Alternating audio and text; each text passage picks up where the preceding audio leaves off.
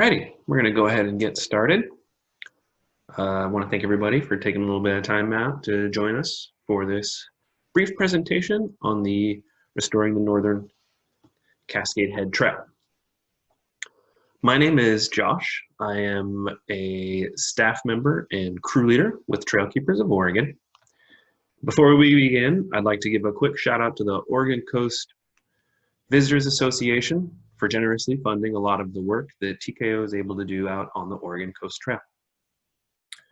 Throughout this presentation, if you have any questions, please feel free to use the Zoom Q&A feature, and I will address those questions at the end of this presentation. Without any further ado, we'll begin.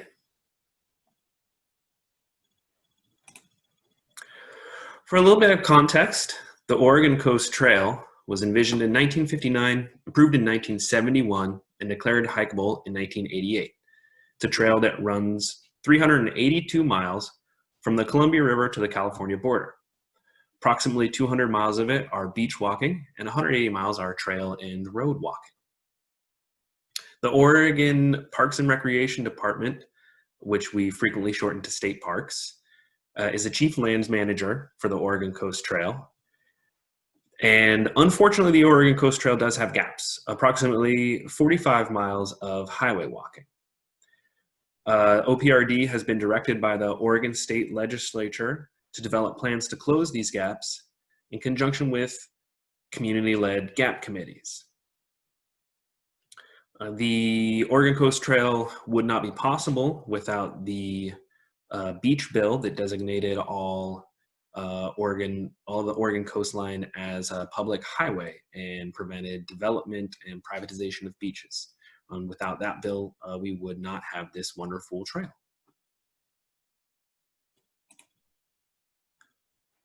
One of these gaps is at Cascade Head in the Siuslaw National Forest, north of Lincoln City. The Siuslaw includes sections of the Oregon Coast Trail through Cascade Head, Cape Perpetua, and the Oregon Dunes National Recreation Area.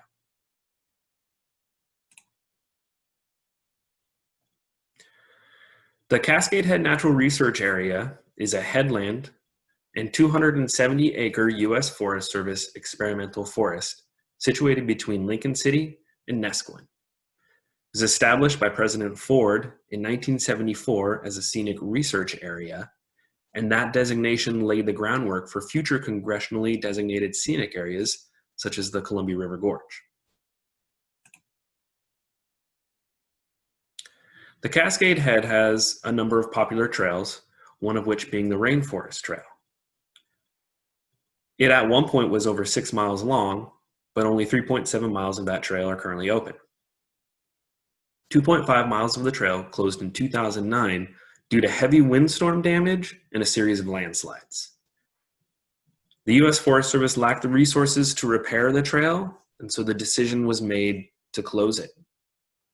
Closing that section of trail adds approximately 4 miles of highway shoulder walking to the Oregon Coast Trail.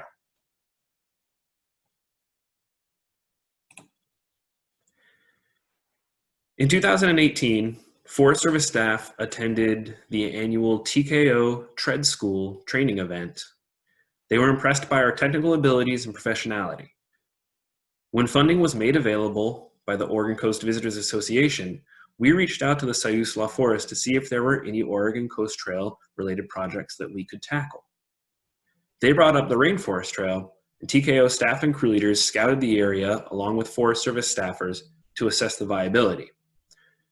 We determined it was well within our ability to resurrect this closed section of trail.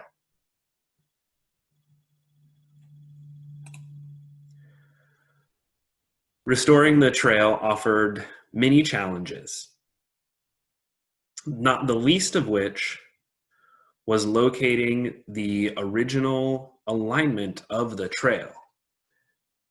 At that point, the trail had been closed for about 10 years, and there's an awful lot of growth that happens, particularly in a coastal temperate rainforest, to cover all traces of a trail after 10 years of a lack of boots on the ground.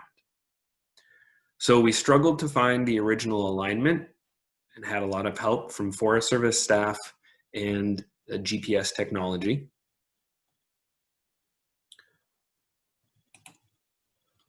Once we had located the original alignment of the trail, we were challenged by a great deal of wind-blown tree fall.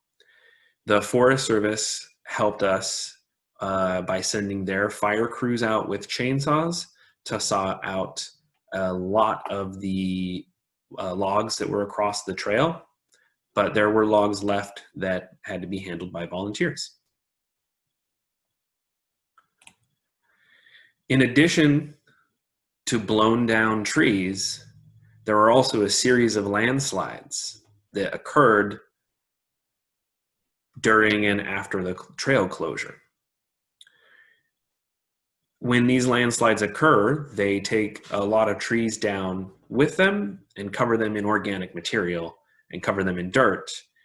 And part of restoring a trail like this, you need to dig out all of those trees, all of that organic material, and remove them from where you're going to place the trail tread.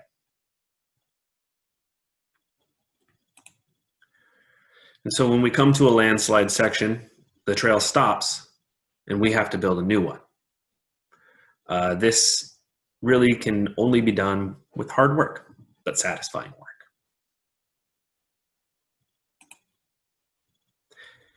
When we remove logs and organic material that have been buried in our trail corridor, it does create space, a vacuum, or a hole. As you can see in this photo, our volunteers removed organic material such that it created a hole in excess of 3 feet deep. However, once we have used materials on site, including large rocks and good mineral soil to fill these holes, it's as if they never were.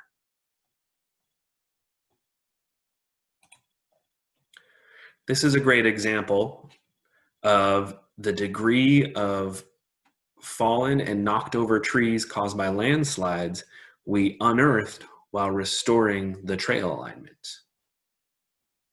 These pictures include both volunteers and Forest Service staff.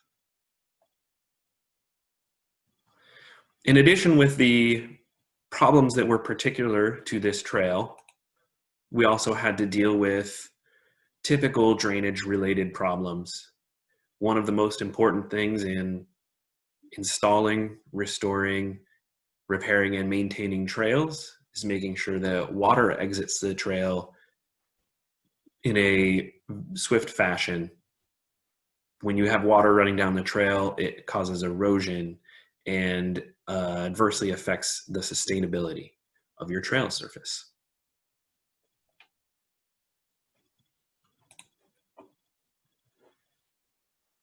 While we've achieved much and we're hoping to have the trail open this month, the COVID-19 pandemic shifted our plans. There's still work to be done and future maintenance even when the trail is completed. We hope to be opening up volunteer opportunities with COVID-specific safety policies to mitigate risk soon. If it falls within the travel restrictions in your county, we encourage you to come out and volunteer with us. Check our calendar at trailkeepersoforegon.org/events and stay tuned to our website and our Facebook page for more Oregon Coast related posts, Oregon Coast Trail related posts and training opportunities. We will also be in the near future rolling out engagement opportunities that folks will be able to use to scout and report on the trails that you know and love. So stay tuned for some announcements in regards to our upcoming Trail Eyes series. I once again thank you for your attention, and I hope that you have a wonderful afternoon, and stay tuned to the Trail Keepers of Oregon webpage and Facebook page for exciting engagement and volunteer opportunities.